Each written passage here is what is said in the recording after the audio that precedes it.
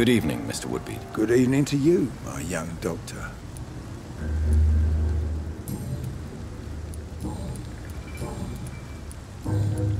Goodbye, sir.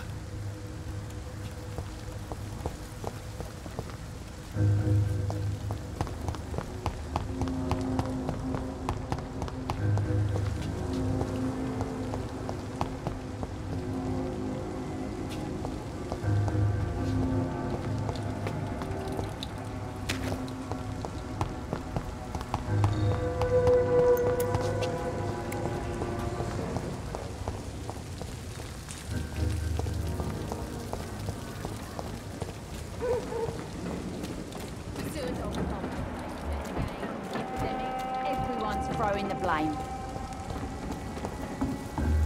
These wonders. It's nothing to do with the wet boots, I say.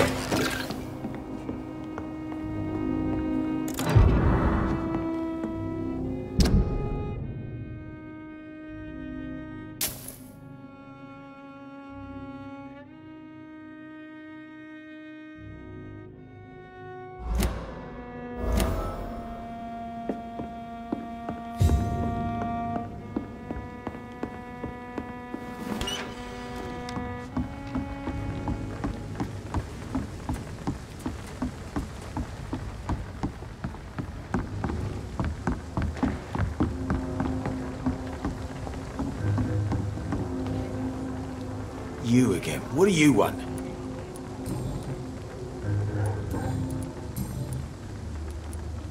I know you're looking for an honest job, Booth. You're tired of this criminal life, aren't you? It's just an idea. Edwina loves to run things so much. You can never really leave the gang. Wet boys for life, you know. Goodbye, Mr. Digby.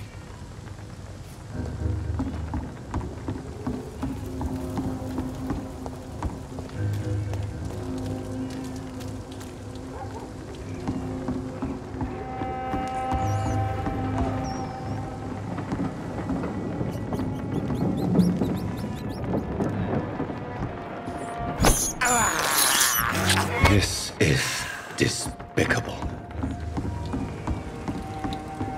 Hypocrites, all of them. Maggots and liars.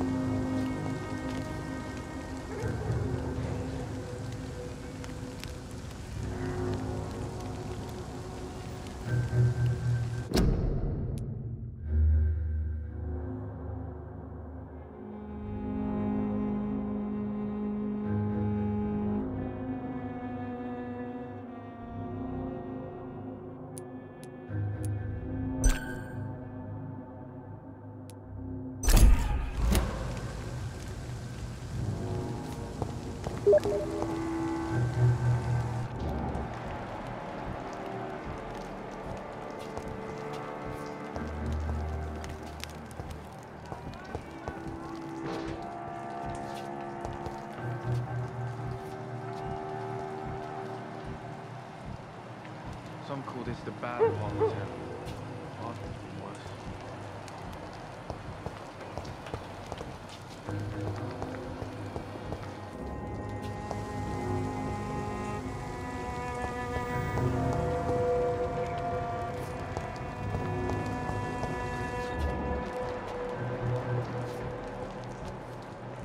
All these whispers of monsters got folk gossiping and scared. It's people they should fear. Flesh and blood.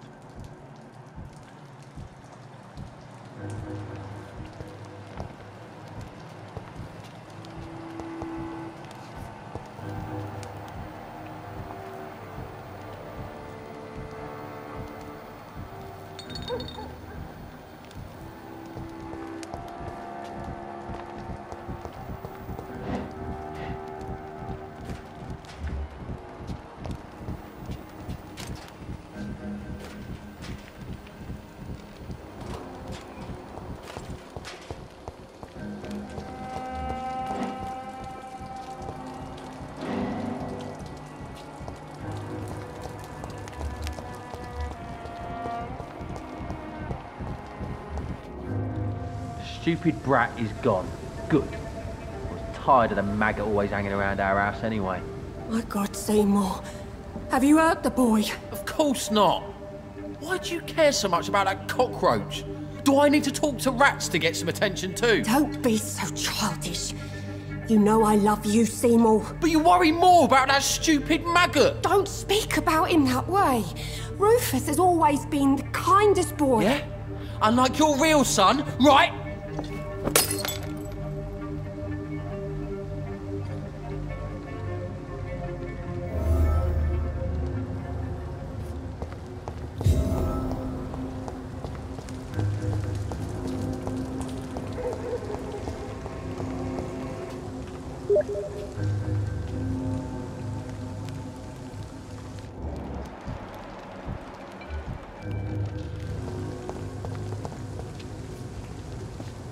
Good evening, Mr. Fishburne. Yeah.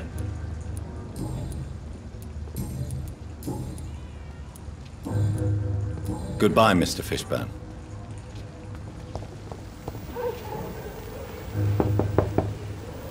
Good evening, madam. It's Dr. Reed again. May I come in? You best come back in the morning, Doctor.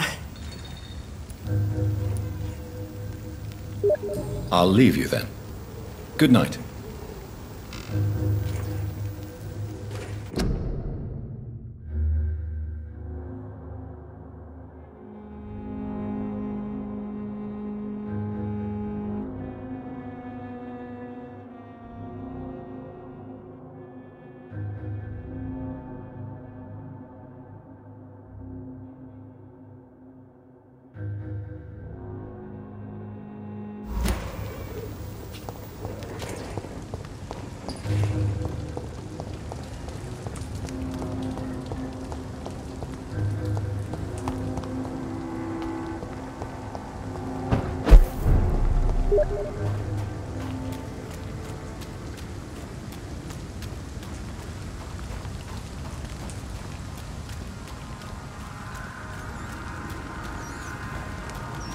I cannot enter.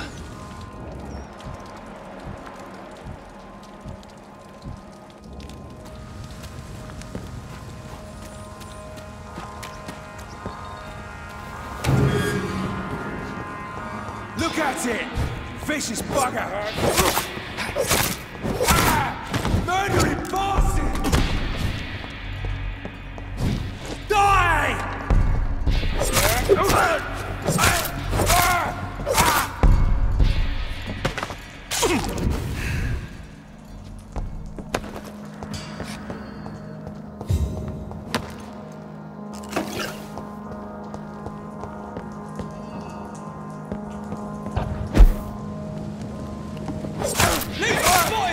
Watch out! Christ!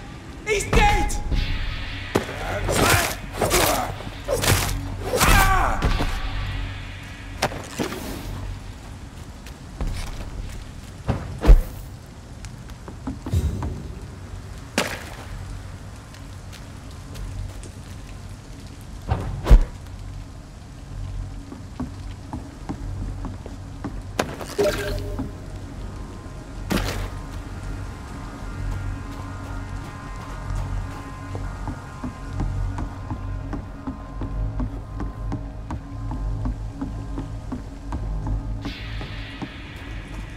Die, vermin!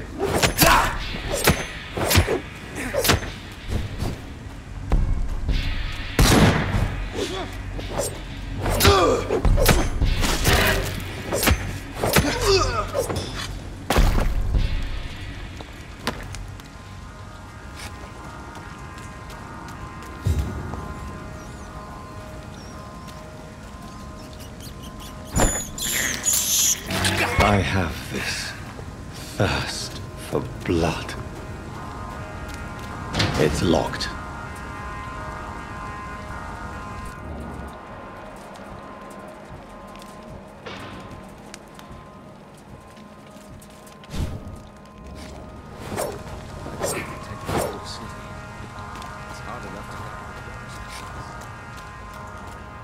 See them fancy clothes? It's going to top! Watch it!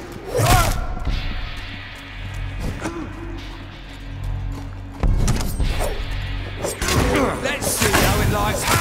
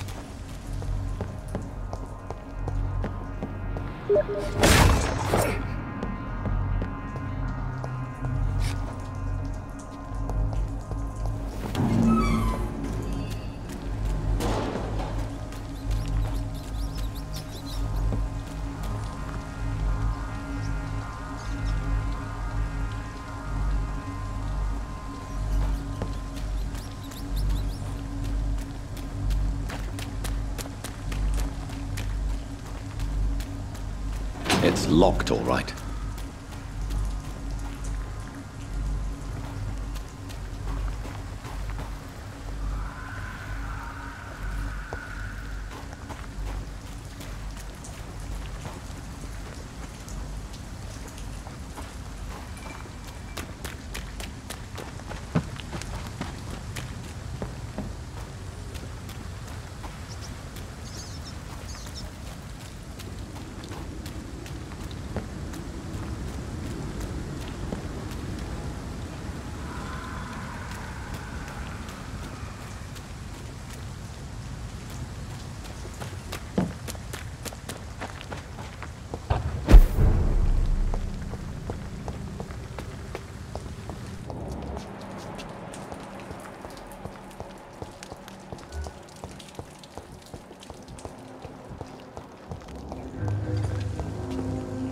Evening, Rufus. Evening, Mr. Reed. Rufus, tell me what you really think about Seymour Fishburne. Seymour, he just scares me. A lot. Actually, he scares many people round here, even big fellows. You mean his brutality is infamous, even in this shady part of town? That's impressive. Yes, sir. How someone like that can be related to Mrs. Fishburne, well, it beggars belief. The patience of a mother for her child knows no limits. None of us would be here otherwise. You're right. And I certainly didn't mean any disrespect to the woman who takes such good care of me.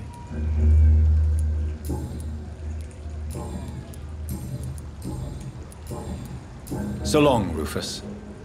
Be careful. Take care.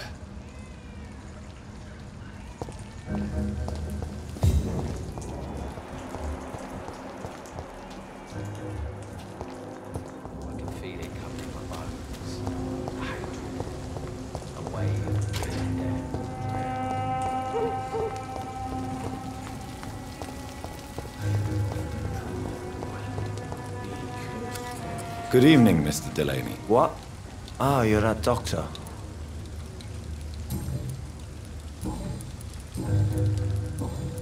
Goodbye, Mr. Delaney.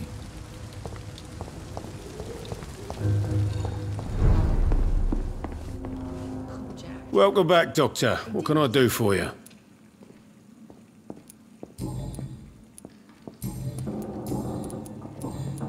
Goodbye, Mr. Watts.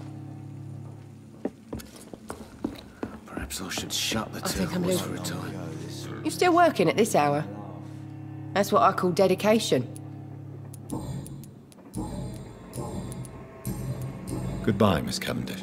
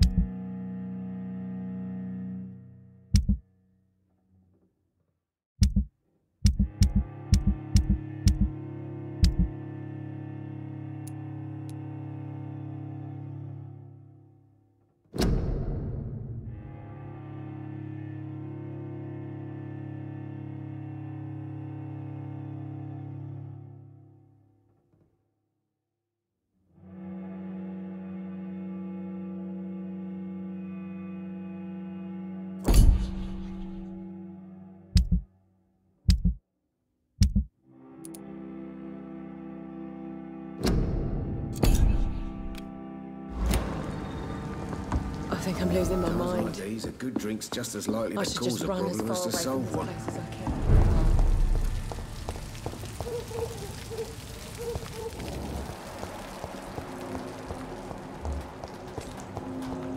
What have you done? You should have talked to me.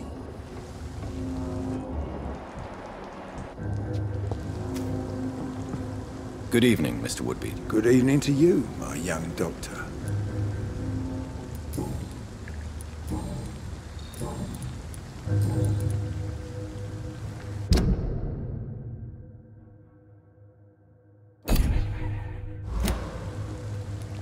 Goodbye, sir.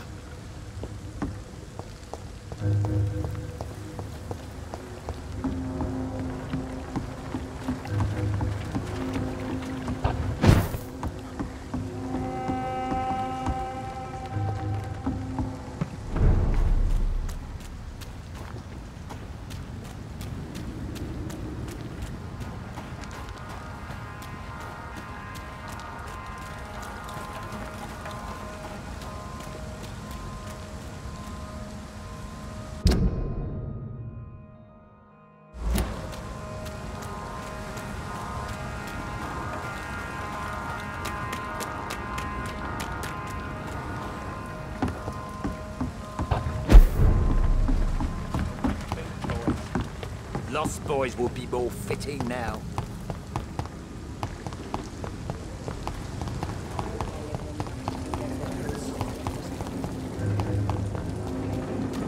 Pleasure, sir.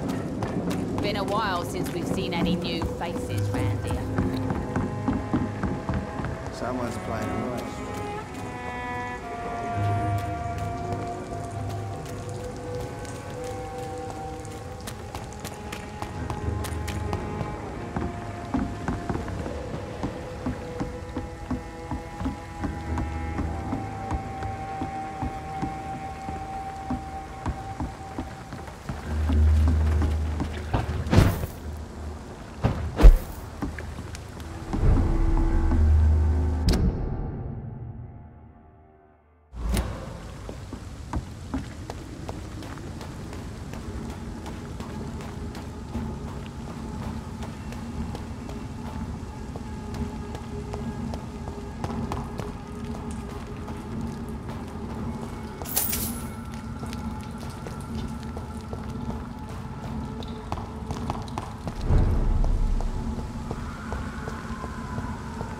See them fancy clothes? This one's a top!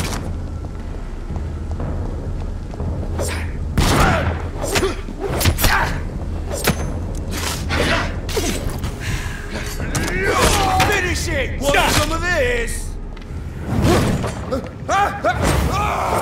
Filthy piece of shit!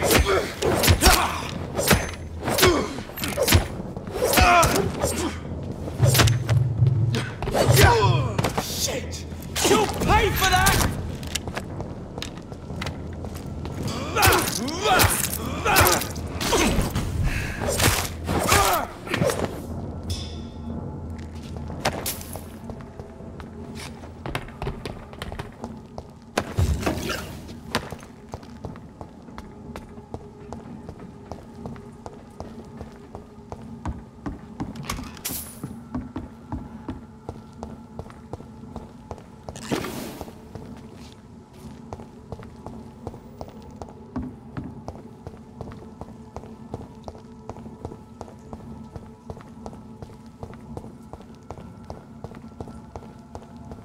It's locked.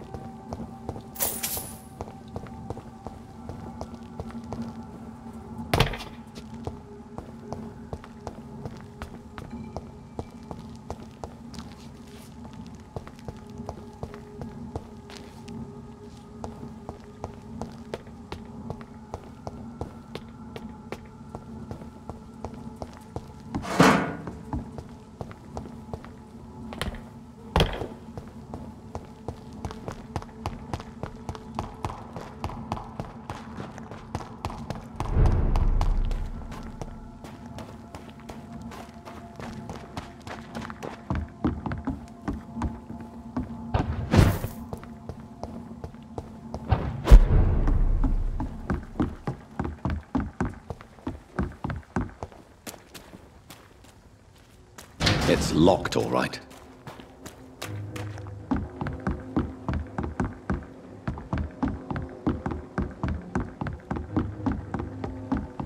The moron had me laughing at first. He's a bloody vampire.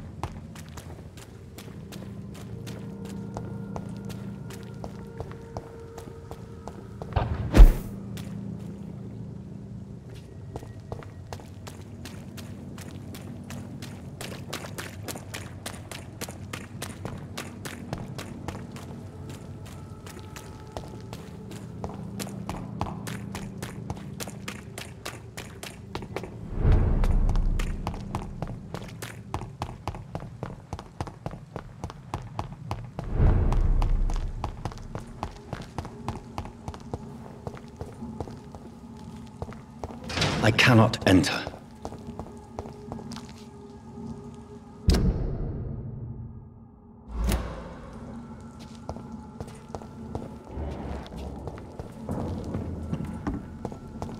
Lead spotted! Watch out, boys!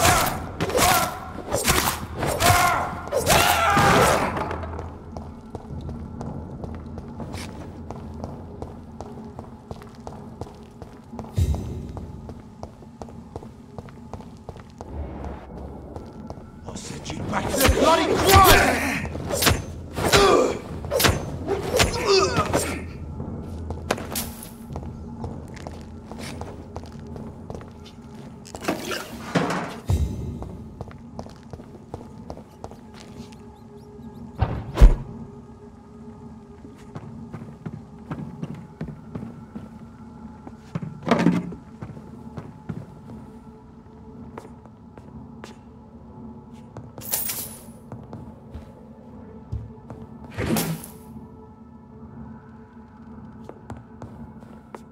It's locked.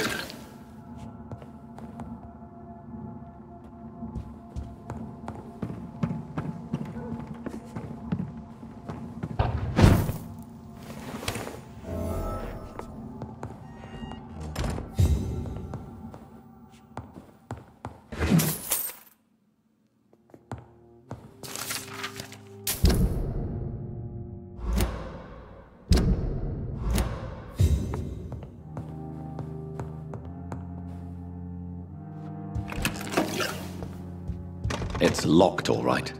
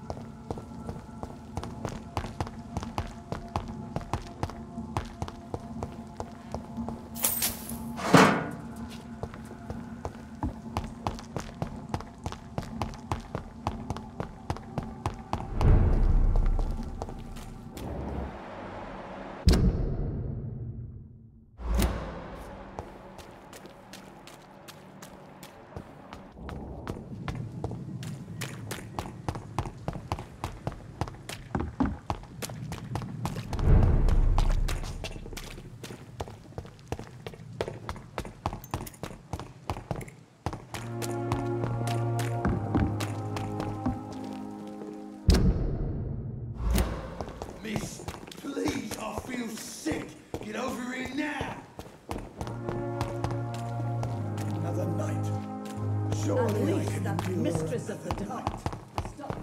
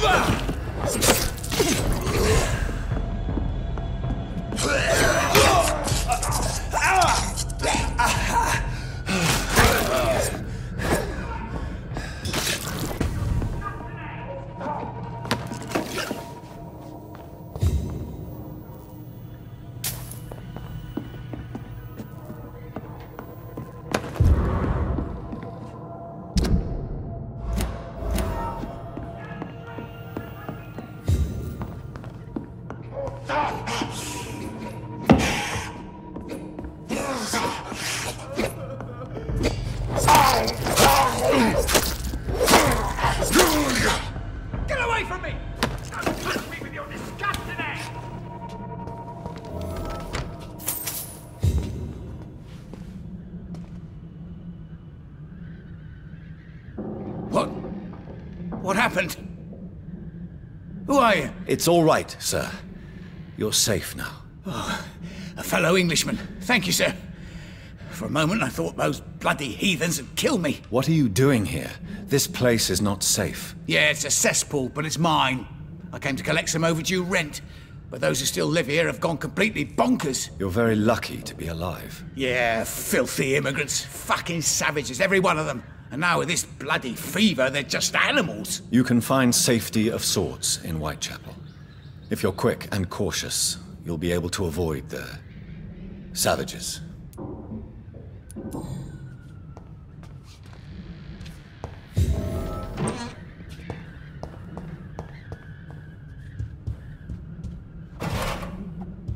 This is Braille. I need someone who can read this.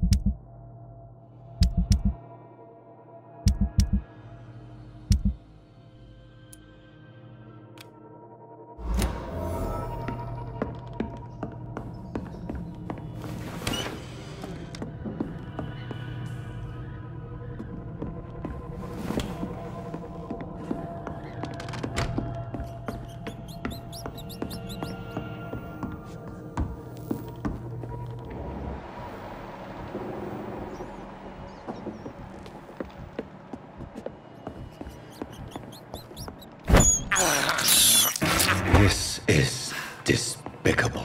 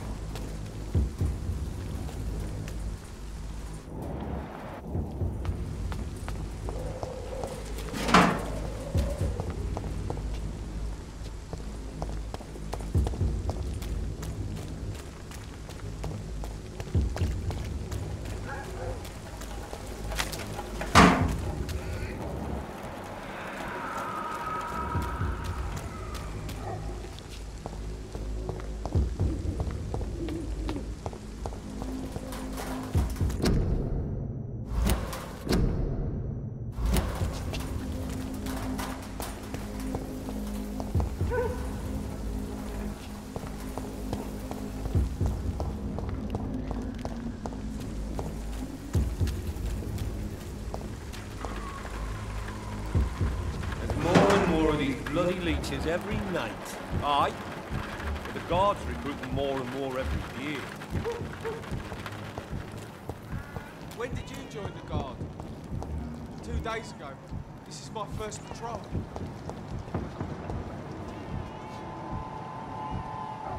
Best stay back, sir. Last warning. This lock's all right.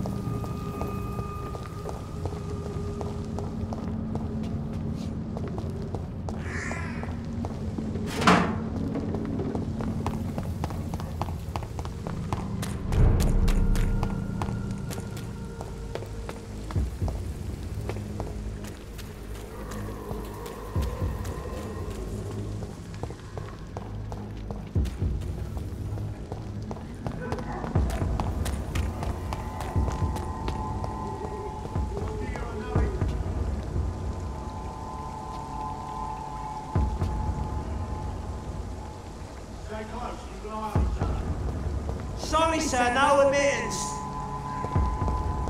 Die, vermin! Die, vermin! Die, vermin! I'll put an end to you! It's too fucking far!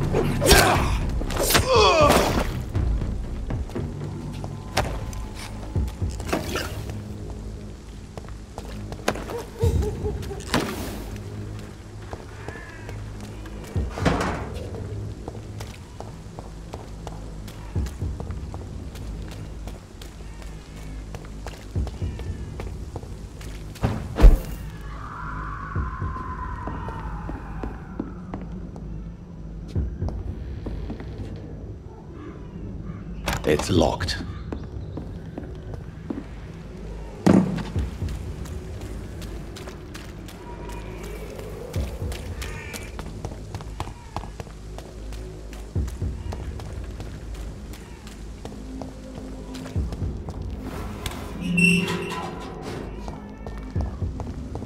Whitechapel.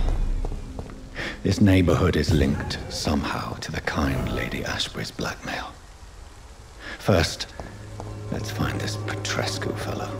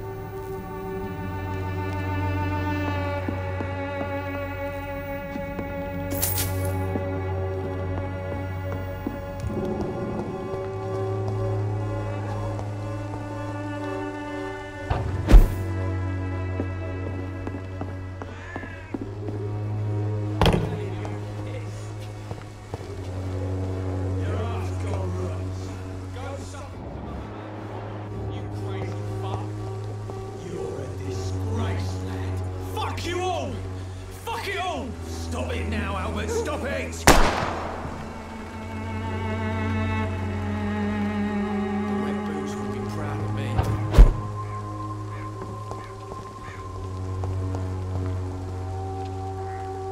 Are you all right? The bastard hit the wall next to me.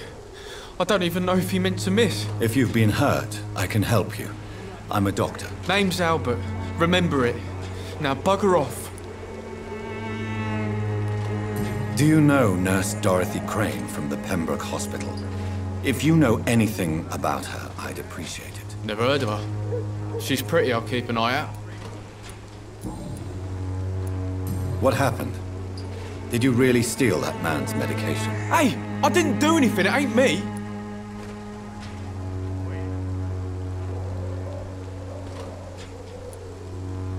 All right. Perhaps the poor drunk just confused you with someone else. Sod off, mister. You ain't got no clue what's going on here. Bastard was a soldier in the war, so now he's got the right to shoot me. It's true. I'm not familiar with this part of town. Perhaps you could help me. I said sod off. Go find yourself another guide.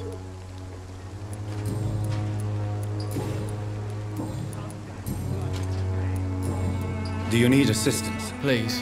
Feeling tired these days. I will see you later. Goodbye, young man. The wet boots will be proud of me, boy.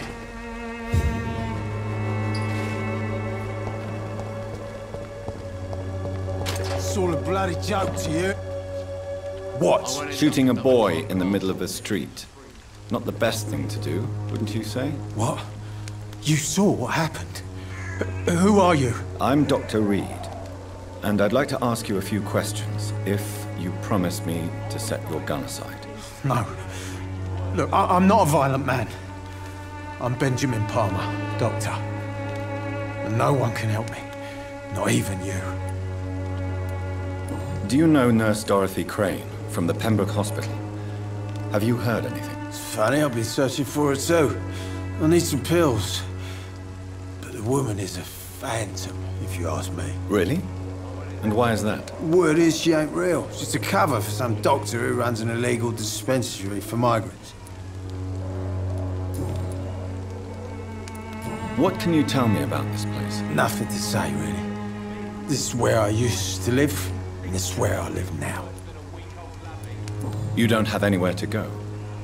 No family that would welcome you? Not since the death of my wife, Albert's mother. She was sick, you see. Long before the flu and all this shit. You mean you used to have a better life? Yeah, I had a wife, a home, and a job. I even used to have a name. And now I'm just Ben. Ben the Tramp. Perhaps you could focus for a moment and tell me your troubles. I'm sick, broke, and my son just stole my pills. Everything's coming up roses.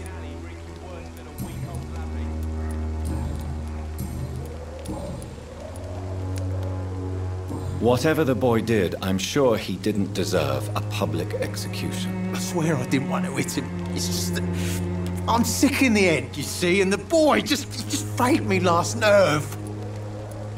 What is it, Benjamin? It was the war, wasn't it? Your nerves are shot, aren't they? I need some answers, Private.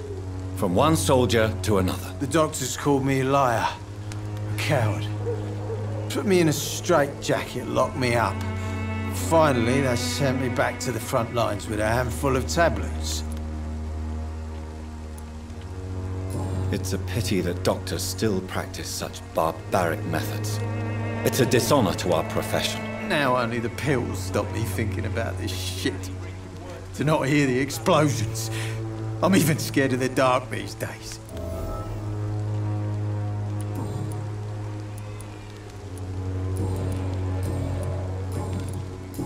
You don't seem well, Benjamin. Do you need any help? I always feel ill, sir. It's like I'm never right. I will see you later. A gun, alcohol, and a bad temper make a terrible cocktail, sir. Goodbye for now.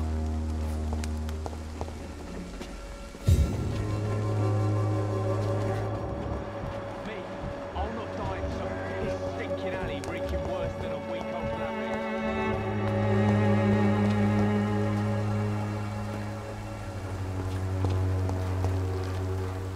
Good evening, miss. Good evening, sir. Are you interested in a miraculous cure for this unknown and deadly epidemic? Actually, I am. Then you have come to the right place. The famous Swanborough cordial is all you need to help keep you in perfect health. Oh, really? Why didn't I hear about it during my studies? I'm Jonathan Reed, by the way. Dr. Jonathan Reed. Ah, my brother has spoken of your research, sir. I'm Loretta Swanborough, and it's always a pleasure to meet a fellow healer. Do you know Nurse Dorothy Crane from the Pembroke Hospital? I'd like to know more about her. I don't like to talk about competition. Competition, you say? Never met her, but it seems she provides some sort of medical care to the poor. The whole thing has to be some sort of scam, if you ask me. Tell me, who intrigues you most in Whitechapel? The region itself is something to see, but I would say Camellia the mute florist who gives away her flowers. What do you think of the locals? Most of them are afraid or desperate. They all come to me eventually for my remedy. Is there anyone I should avoid? Cadogan Bates, without a doubt. The bloody bastard remorselessly exploits poor migrants as soon as they get here.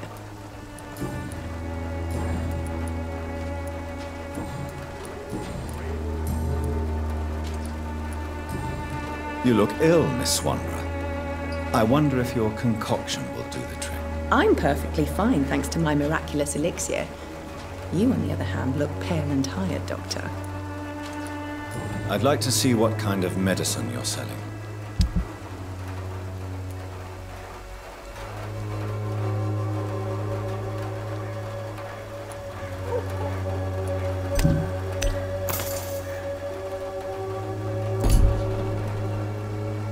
The Swanborough cordial can be the answer to all your problems.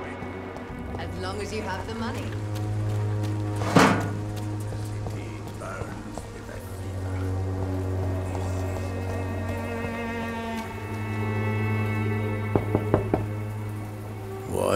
What do you want? Leave me alone. Good evening, sir. I'm Dr. Reed. I'm looking for Nurse Dorothy Crane. There is no Dorothy Crane here. Now goodbye. I'm afraid this medical leaflet says the opposite, sir. Really? Well, I'm afraid I'm going to close this door right now. Go bother someone else, Mr. Doctor. To enter that house, I must discover who this man really is. Maybe I could start by observing what he's up to.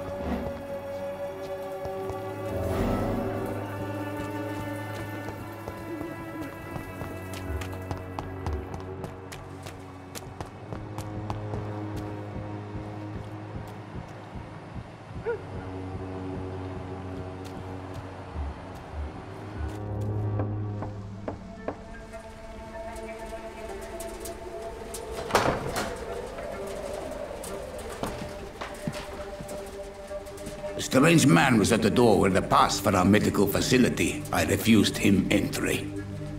Darius, how could you know he didn't need our help? His clothes were too finely tailored to be from Whitechapel. Perhaps just a friend of that stray poet who is always about. Richard Nethercott? No, not of the same cloth, this man. I suspect some machination from that journalist. Clayton Darby. Is he still asking questions? Yes. I saw him drifting around St. Mary's Church. I swear he is tracking me just downwind.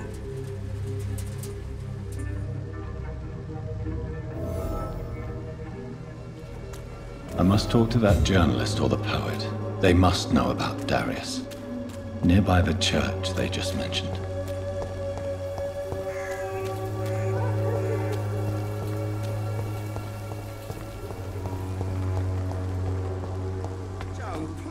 I don't have your money. Come on, Barrett, you know the game. You pay for peace of mind. Can't you just look the other way this week, Joe? Come on, we can sort it out, right? It's not... Welcome, sir. Please, take a browse of my wares. I am Dr. Reed. I would like to ask you a few questions, if you don't mind. Doctor? Interesting. I'm Barrett Lewis. Usually I don't have time to waste with talk, but at this hour of the night I can hardly refuse. How is business around here? Business? I had no business. Between this racket, theft, and customers getting scared, I'm losing money every day. I see. Sounds like you blame someone in particular for your situation. It's no secret Joe Peterson spends his time harassing merchants. But with me, he's trying to put me out of business once and for all. As a merchant, you see Whitechapel every day. Have you noticed anything out of the ordinary recently? Well, you mean besides the epidemic, the war, and all the usual crap? As long as I can remember, this part of town has been a bottomless pit, and no sign of the bottom yet. Violence is increasing in the borough. Yeah. A few nights ago, some blokes jumped me. Came out of one of the condemned workshops. Fever, madness, something like that. Where did this happen? Why did you go there? In the closed workshops nearby. I worked there as an apprentice in better days. Now I only go to find trinkets or tools. Too bad I was mugged, though. There was good money in that little box of loot I lost. Have you been hurt? No, but that's only because I ran like hell. Those men were raving lunatics, I tell you. Not even able to speak anymore, just screaming.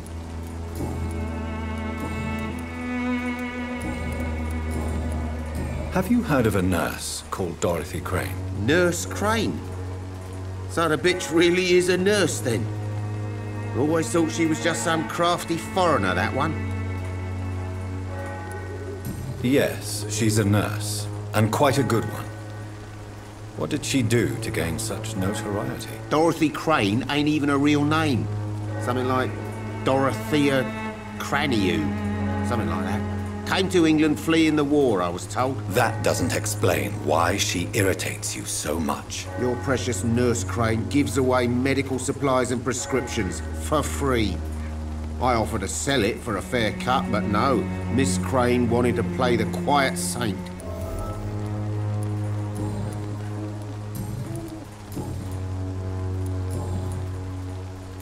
Right then. Show me what you have.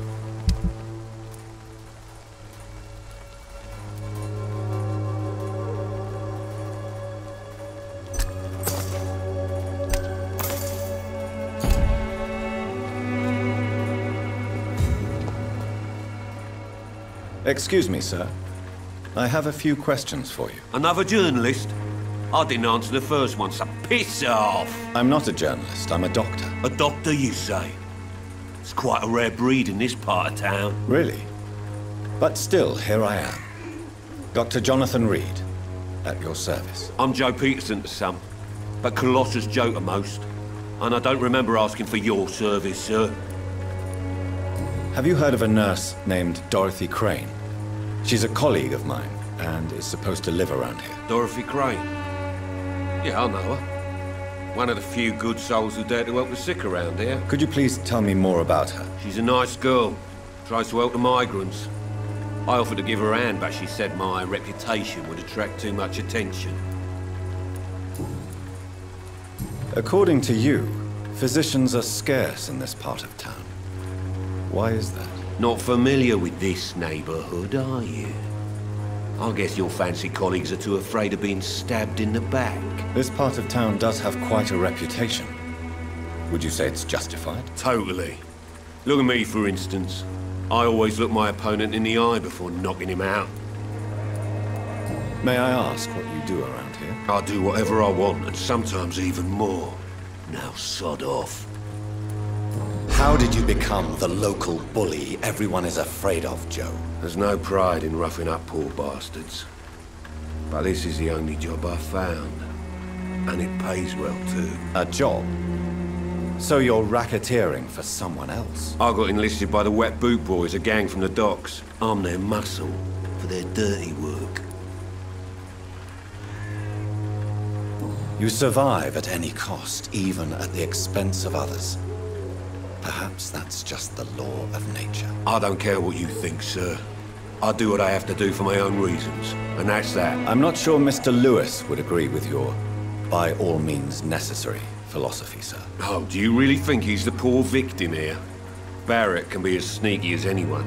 Long ago, I even called the bastard my best friend.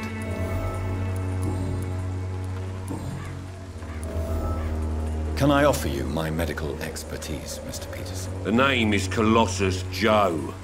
I don't get sick. Goodbye, Mr. Peterson.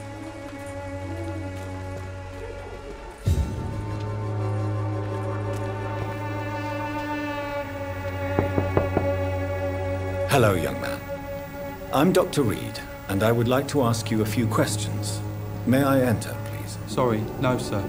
My father does not like people entering our house, you see. Your father is worried about you, boy. He asked me to look for you. So my father actually worries about me, then? Okay, then. Come on in. I'm Harry, by the way. Is there only pain and suffering in this world?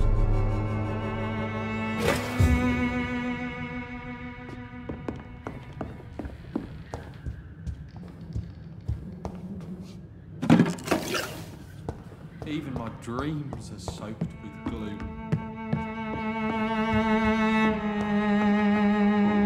It's locked.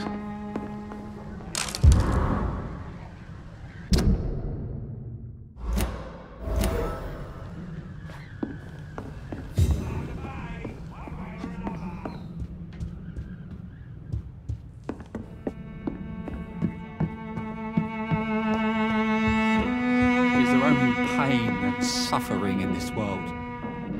So, may I ask you a few questions? I'm not bothered. What could be worse? Do you know Nurse Dorothy Crane from the Pembroke Hospital? I'd like to know more about her. Yes, I know her. She came here to examine me when I was very sick. She said I should go out more. How do you feel? I'm fine. I mean, it's not easy every day, but I'm fine. I'm just tired of being sick all the time. If only I could be tough, like... well, you know. Speaking of which, what can you tell me about your father? My father is an idiot who makes idiot things. That's all I have to say. Forgive my bluntness, young man, but you don't seem happy living in Whitechapel. Why should I? I never wanted to come here in the first place. It was my father's decision. And look around you. Does this look like a nice place to live?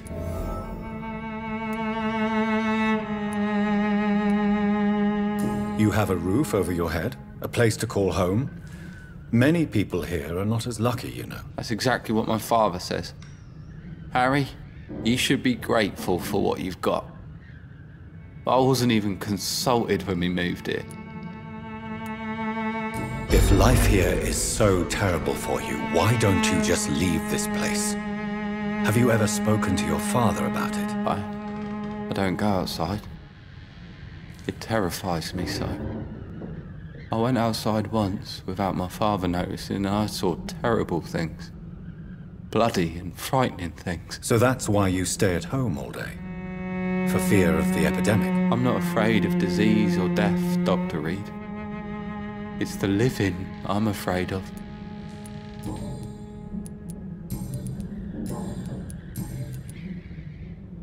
Your father and Mr. Lewis used to be good friends.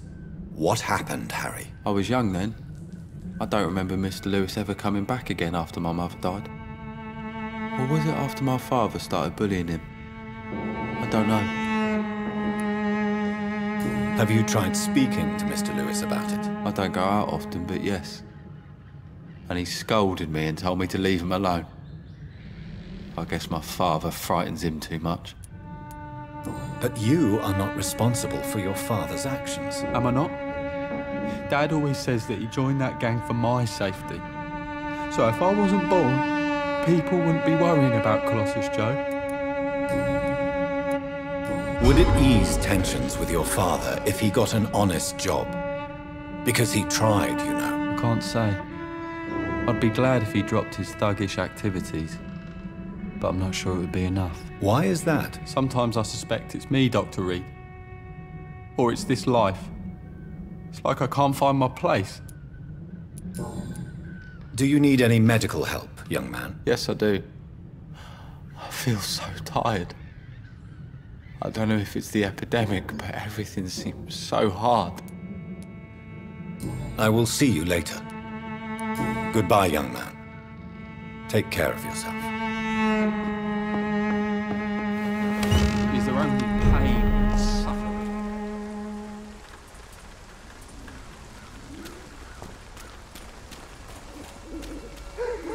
Fancy buying something, sir? You never lose your focus, do you?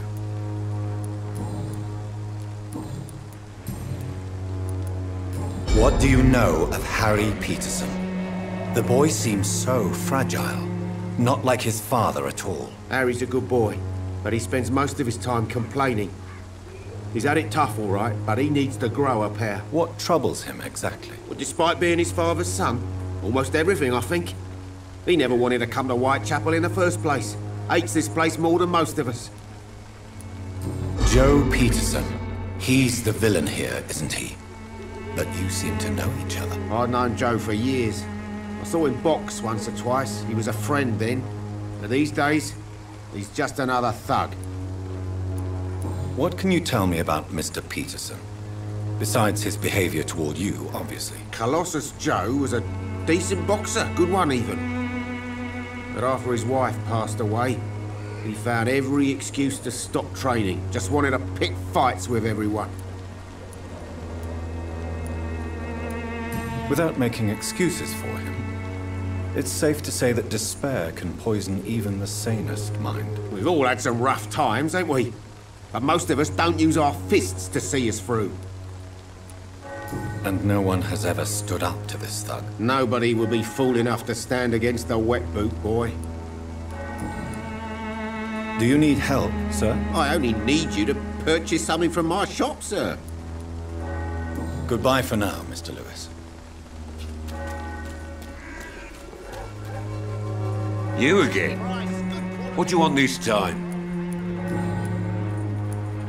Why do you keep on working for the gang, Joe? You know it doesn't suit you. It's true, I hate this job. And I know I made some bad choices, but I'm a wet boot boy now. And people won't forget it. You could leave tomorrow. Start another life in another town. That's easy for you to say, Doctor. We are poor. My son's weak. And there's no way he'll endure another disappointment. Harry doesn't seem happy living in Whitechapel. Why did you make him come here? I've always put my son's interests above everything else, whatever he may think. Our house is small but affordable. The walls are thin, but the door is solid. You really love your son, don't you, Mr. Peterson? He's my pride and joy. Even if he hates me for the choices I make and pushes me buttons more than he should. Do you have any regrets? Only one. Not to have my beloved wife by my side. She died when Harry was little. My sweet Jane. She gave the boy confidence. Since the criminal nature of your job means you could be arrested, are you not afraid of what would happen to your boy if you were? No one will ever take my son away from me. If that ever occurred, I'd hunt the bastard down and rip off his head with my bare hands.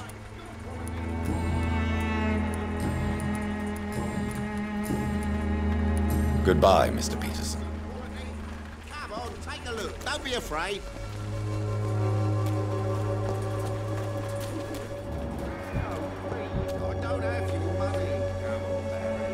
Excuse me, sir. Are you familiar with this part of town? Name's Clayton Darby, reporter. Sorry, I'm new to Whitechapel.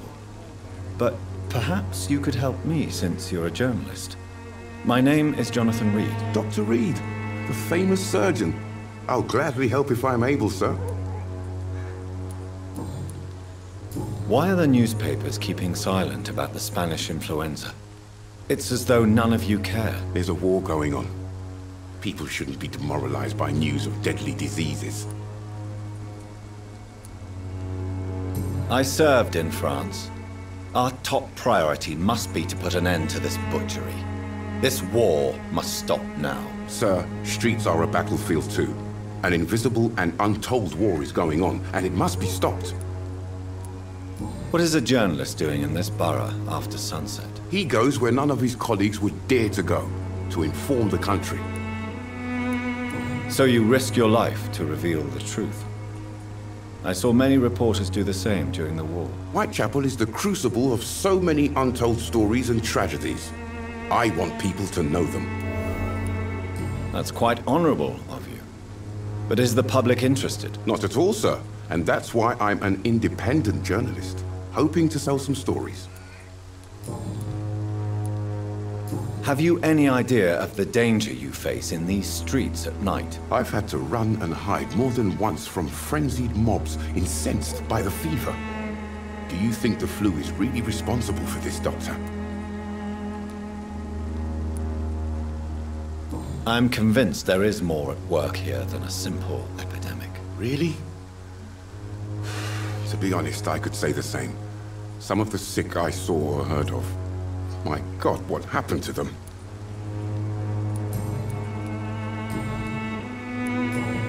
Do you need assistance? That would be nice of you, Doctor.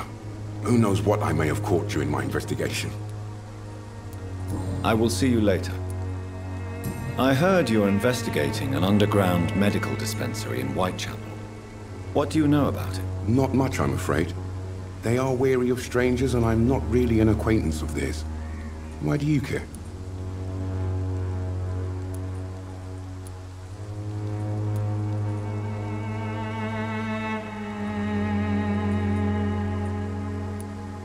I'm a doctor, Mr. Darby.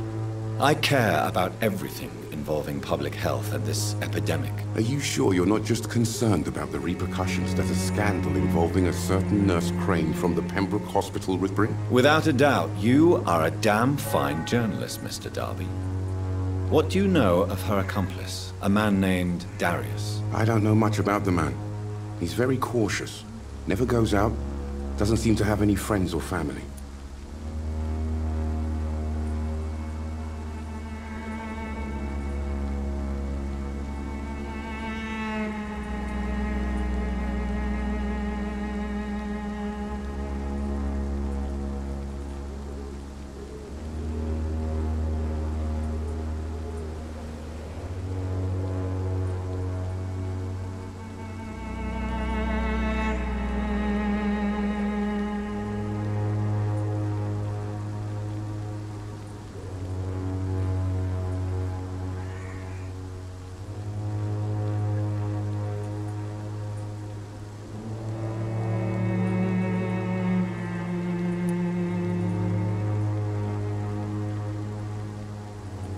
He has no relatives at all? No.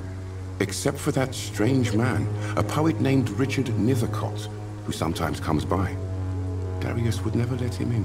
Where can I find this Mr. Nethercott? He spends most of his time lurking around Whitechapel, talking to himself or declaring verses. These days, you can usually find him behind the church. He never goes out? No. A few days ago, he unexpectedly did. I followed him, but it was just a ruse to keep me away from his house. Really? How do you know? He went to the nearest mailbox, but just before posting his letter, he ripped it up and threw it away.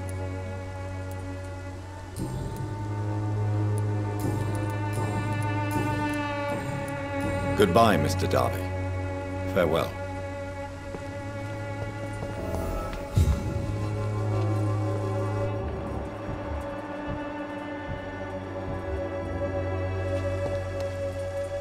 Forgive my interruption. Do not apologize, my son. Father Tobias Whitaker is always happy to teach mortals about the incoming Armageddon. I am Dr. Jonathan Reed, and I just have a few questions. A scientist? You are much more lost than I thought, my son. Do you know Nurse Dorothy Crane from the Pembroke Hospital? I'd like to know more about her. I don't like the liberal ideas of nurses, but I especially abhor that Nurse Crane you mentioned. So, you're not exactly a fan of Florence Nightingale's work. But nurses are essential for modern healthcare. Nuns should be the only women allowed to take care of male patients. It's obvious only they have the necessary moral fiber. Why do you hate Nurse Crane more than other nurses? Before coming to London, she was a member of the communist resistance in our country. That's what happens when you let a woman get involved in politics. What do you mean when you say that I am more lost than you thought? All scientists are entangled in a world of causes and consequences. And most of them can't see the plain truth. Quite a judgmental opinion, if you ask me. But what do I know? Blinded by science as I am. But you are seeking answers, aren't you? Answers about the Armageddon about to strike the city. Answers about the hidden truth. Well, I suppose I can spare a few minutes listening to your so-called truth. As a doctor, you must be aware of the decimating epidemic. But let me tell you that this so-called Spanish flu is just the beginning of the end. What do you mean? The beast is finally revealing itself, corrupting the flesh and the heart of men. With my own eyes I have seen them, those minions from the abyss. Really?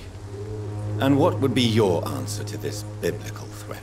We must fight the disease before this legion outnumbers us. But not with scalpels and microscopes. No. What is left then? Cleansing fire.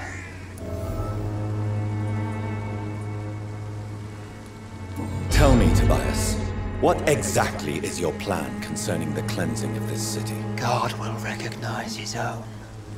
More than once this city has risen from the ashes, hardened and purified by the flames. Purification by fire has proved useful, but where do you stop? Burn the clothes? The buildings? The corpses? Worse? Your lack of faith is predictable.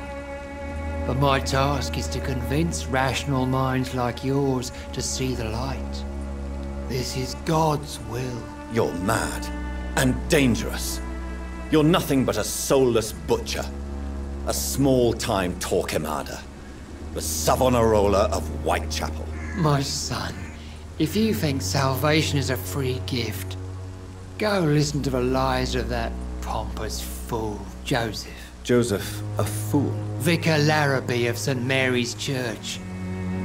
While he continues preaching his fraudulent redemption, more and more people die in the streets. What do you mean when you say that I am more lost than you thought? All science. Quite a job. You? Well, what do you mean? The beat. Really? We must what is cleanse? What do you mean when you say that I am more lost? All quite a you? Well, what do you mean? The beast. I have heard enough. Goodbye. Good evening, Mr. Whitaker. It's far.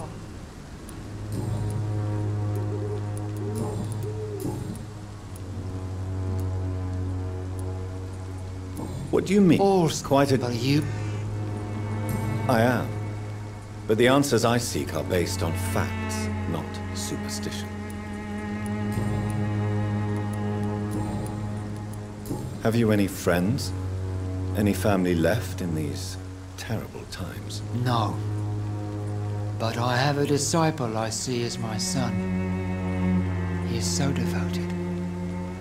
I sent him to preach the good word in the heart of this corrupted city. Where did you send him? I sent Samuel to the Stonebridge Cemetery, where the pestilence and evil grows night after night. You sent him on some preaching crusade during the epidemic. As a true believer, Samuel will fear no evil while he walks through the valley of the shadow of death. Don't you fear getting sick yourself? I've been touched by God's grace. I am perfectly healthy. I have heard enough for tonight. Goodbye.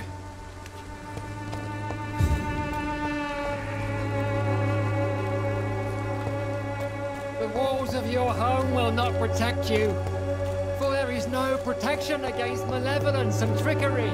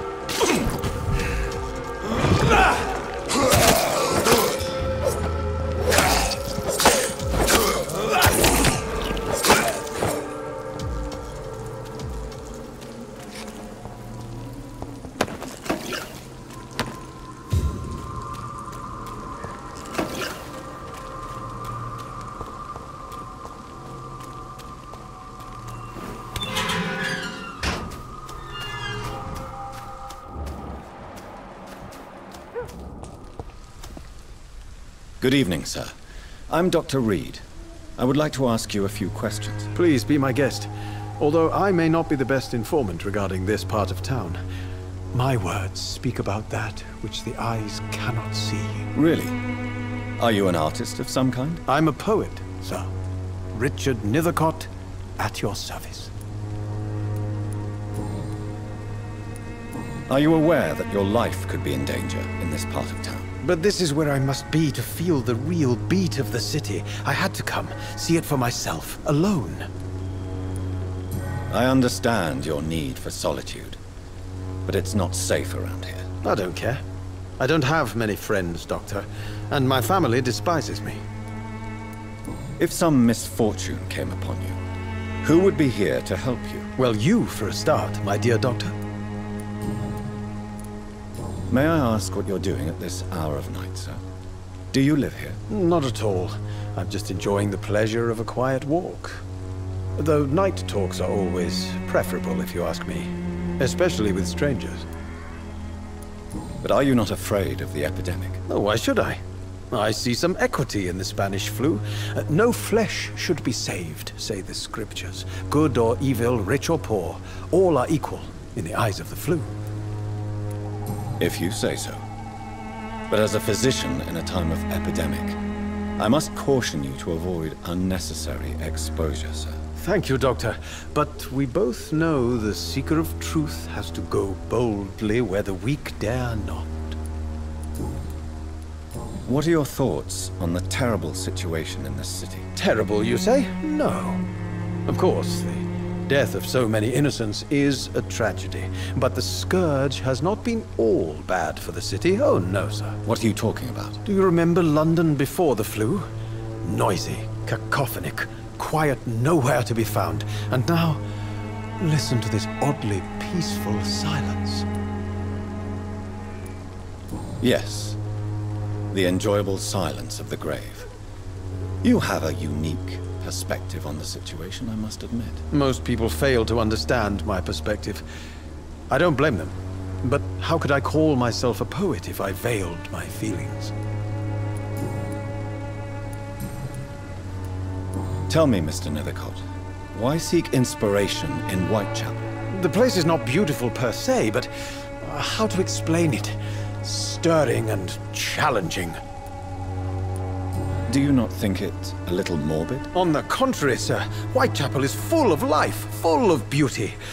Just like my dear muse, the wonderful Camellia. What can you tell me about Camellia? Not much. And that's the beauty of it. She can't speak, you know.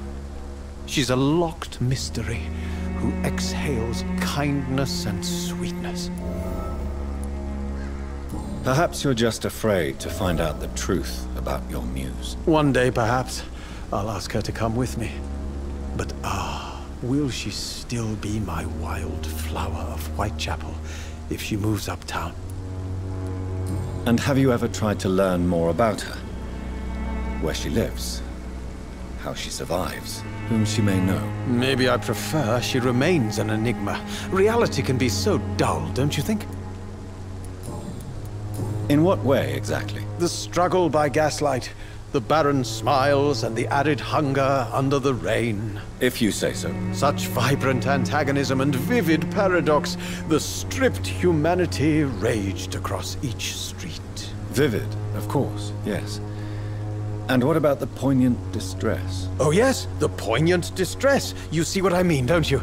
That's what I want to write about, and that's what Whitechapel is made of. Do you need medical attention, sir? It may be wise to let you prescribe me something. I don't feel like I should. I will see you later. May I ask you a few questions about the district? Extraordinary part of town, is it not? I'll be glad to help you, if I can. I'm looking for Dorothy Crane, a nurse who lives in this vicinity. Dorothy Crane. Oh, I love the name. The Crane of Whitechapel. Sounds very mysterious. But, sorry, no, never heard of her. What can you tell me about an old man called Darius? Darius Petrescu? Yes, I know him. At first, I thought he was only a small publisher. I invited him to publish my work, but his reaction was pretty clear. Not interested in your talent? Darius is an old political activist who takes delight in printing tracts and lampoons. Those communist activities only require mediocre writing skills. I'll leave you alone, sir.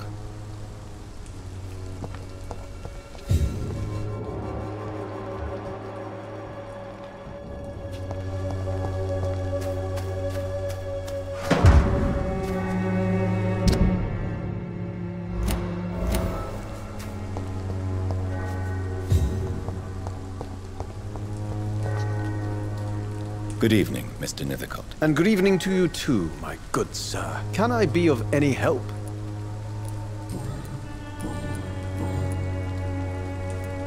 You don't really make a living from your scribblings, do you, Richard? No, sir, I don't. I work so hard. I put all my time, my energy, my devotion into the precise carving of words.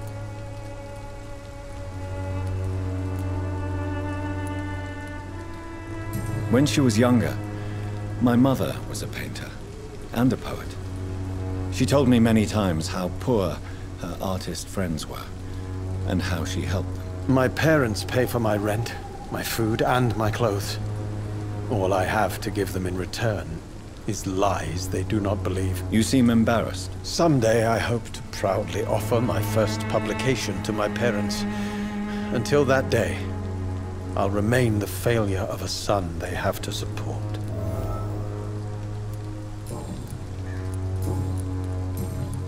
I'll leave you alone, sir.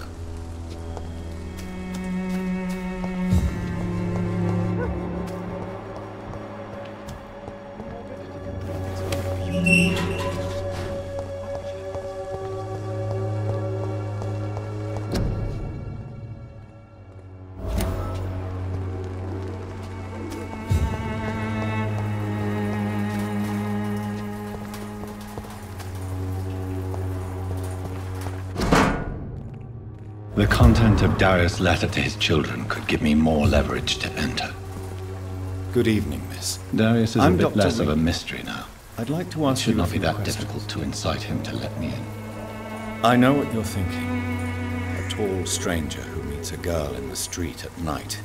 It reeks of the penny dreadfuls. But I mean you no harm, truly.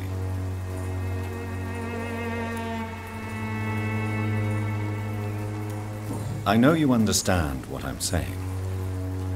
Your silence has nothing to do with you being mute, does it? Melia, I know you work for Dorothy Crane. Please tell me about her secret dispensary. A stubborn and mute comrade. Nurse Crane and Darius Petrescu have been clever.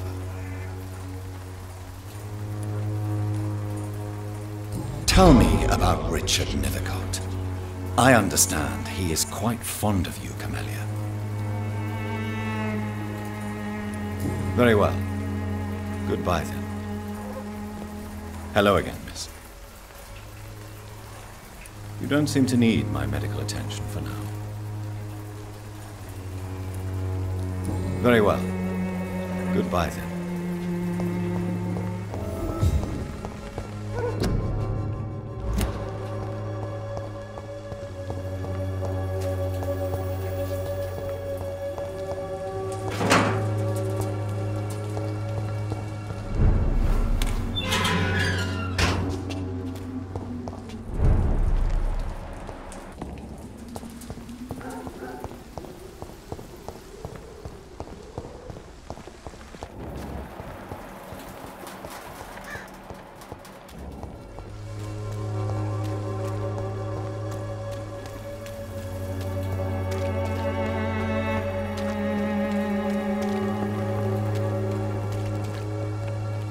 Don't be shy, handsome. What can Christina do for you? I'm not looking for what you're selling. But I'd like to ask you a few questions, if I may. I'm a doctor. Dr. Reed. All right then, but be quick. Though I usually get paid when I open my mouth. Do you know Nurse Dorothy Crane from the Pembroke Hospital? Anything you can tell me about her would be helpful. I don't know her, but I know her name is Dorothea Crăciunescu. She came from Romania like me and many others. You seem to respect her. Dorothea helps the sick people of Whitechapel. Everyone should respect that. Tell me about yourself. Are you joking with me? People don't usually come to see me for conversation. I have no interest in your work. I am, however, curious as to what led you into this career. Short story. The war, exile, and England. This country is not especially welcoming. I've been refused many jobs because of where I am from. I had few options left. I always thought I was the master of my own fate. But now I know we don't always have control over our lives. I don't judge you. You know, this money is not only for me. I have good reasons to need this money quickly. But it is not your concern, Doctor.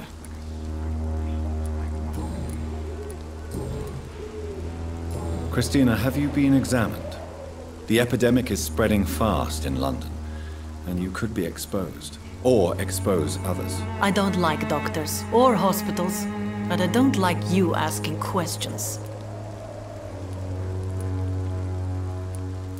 You can put your own life in danger, that's your decision. But what about your clients? If you're contaminated, you will put them in danger too. And you think that would worry me? If you knew the men I deal with, their health would not be what you'd worry about. Considering your line of work, I assure you it is only a matter of time before you have health issues. If it is going to happen, it will happen. Right now, I need money. That's what's important. Clayton Darby claims he will expose the crisis in Whitechapel to all of London. Do you believe him? I believe Clayton's courage will erode with time, until he finally leaves Whitechapel to start another fight somewhere else. Why this skepticism? How can you speak about starvation if you've never been hungry? Or about poverty? Or anything else you have never suffered from? Are you talking from experience? I've seen your type come here to get a good fuck in a cheap room or a dark alley before going back to their fancy houses in the West End. Do you need any assistance, Miss Popper? It depends on the price of your medicine. I will see you later. Goodbye, miss. Take care of yourself as best you can.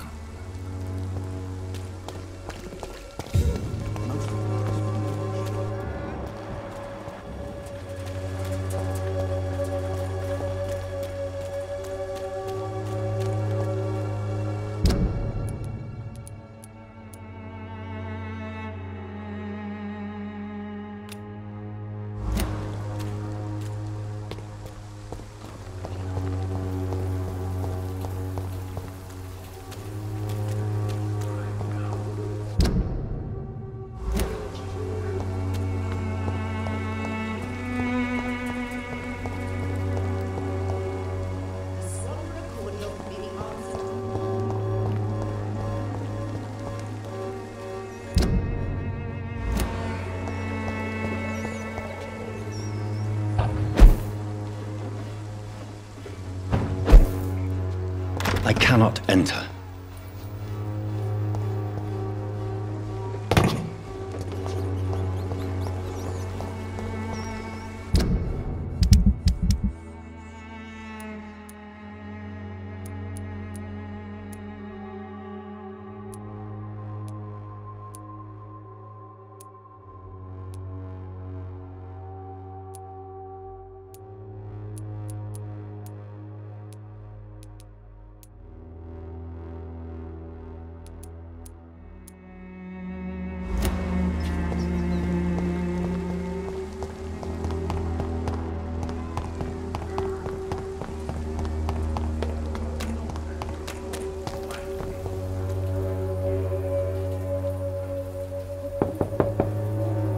Mr. Petrescu, just 1 minute, please. You again? Go away. Sir, wait. Stop this nonsense. I know Nurse Crane is here. Shall we speak man to man, you and I? All right. Speak up. Don't you see we're on the same side? We fight to help the poor, sick, and abandoned. I'm nothing like you, Mr. Doctor. Yes, you are. You too believe in providing medical care without charge.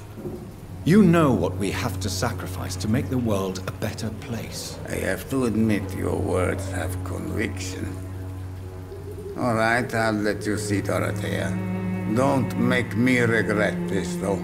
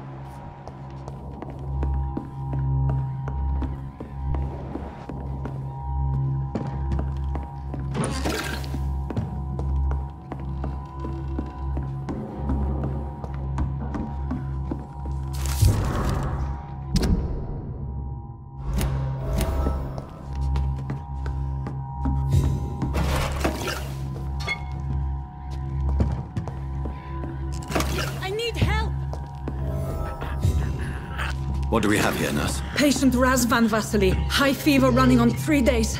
Complaints of dizziness, muscle aches, and head pain. Diagnosed with influenza. Treatment? Aspirin and salicin for the fever and discomfort. Liquids for dehydration, but he's having trouble keeping even water down.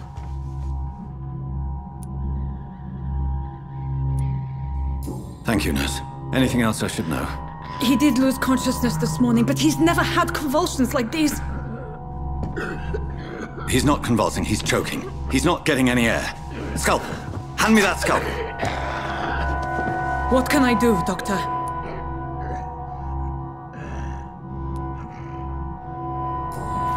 It's too dangerous to operate with these convulsions. Sedative, nurse. Do we have any anesthetics? I'm sorry, Doctor. None at all.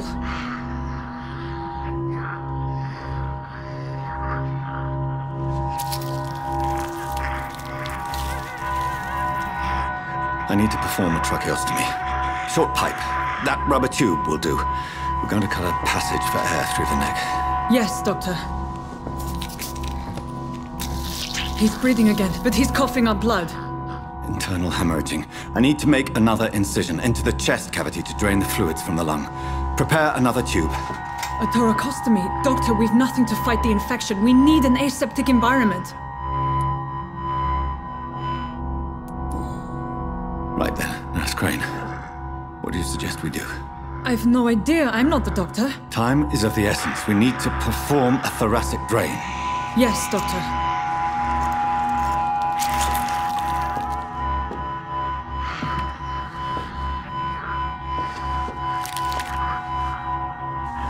He's still bleeding, Doctor. I'm losing his pulse. The drain must have punctured the intercostal artery. There's too much blood. Are you all right, Doctor? I can't see.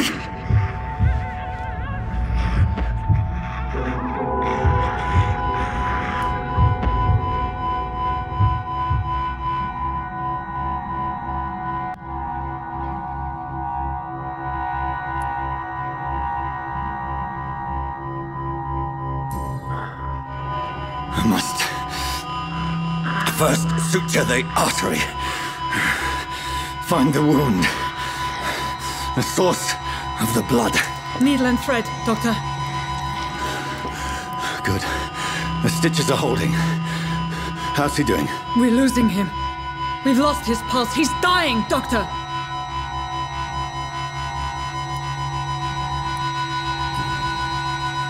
Cardiac massage, now. Cardiac... What? Are you making this up as you go along?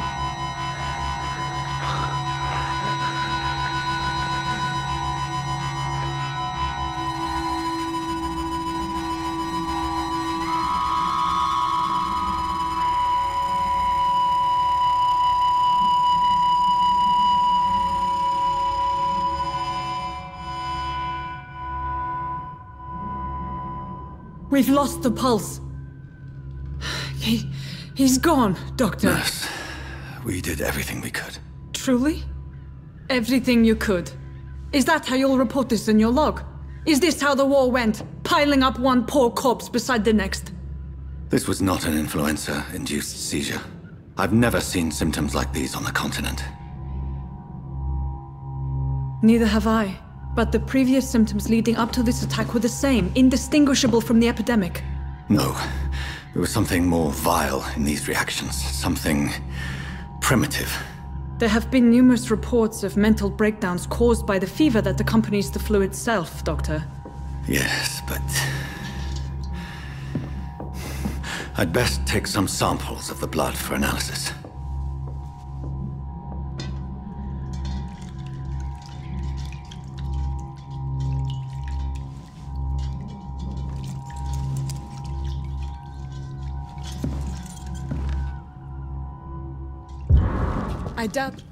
I suspect it was more than intuition alone that led you to us. So, how might I be of service, Dr. Reed?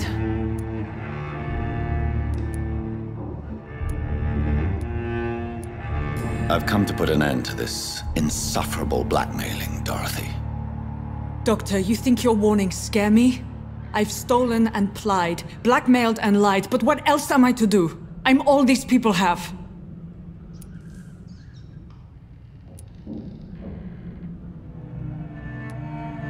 But why Lady Ashbury? Why her, of all people? She's pristine and proper, all right. But that she-wolf in sheep's clothing murders the poor for sport. I have her where she belongs, and I'll milk her for all she's got. Dr. Swansea is a sensible and honest man. He wouldn't have refused your friend's care at Pembroke. It's easy for you to say, Doctor. These people cannot go to the police, nor to the hospital. They don't even speak English. They depend on me for everything. So, the end justifies the means. Is that your defense? I know you're kind, Doctor. Just another fine-heeled, silver-spooned gentleman who was given the world on a platter. You know nothing of poverty. Nothing of the shame, the hunger, the loneliness. You've convinced me of the sincerity of your actions and their noble justifications. But all the same, blackmail is a crime, and it will stop, Nurse Crane. So, are you going to turn me over to the authorities?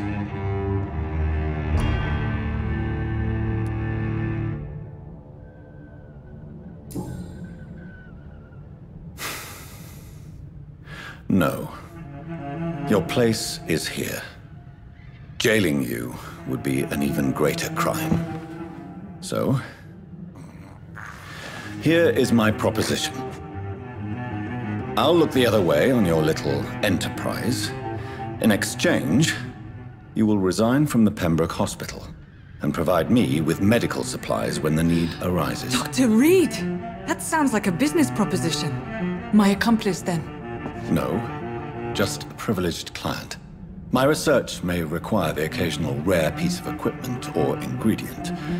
I'll pay good coin in exchange, fair and honest, to help finance your noble endeavors.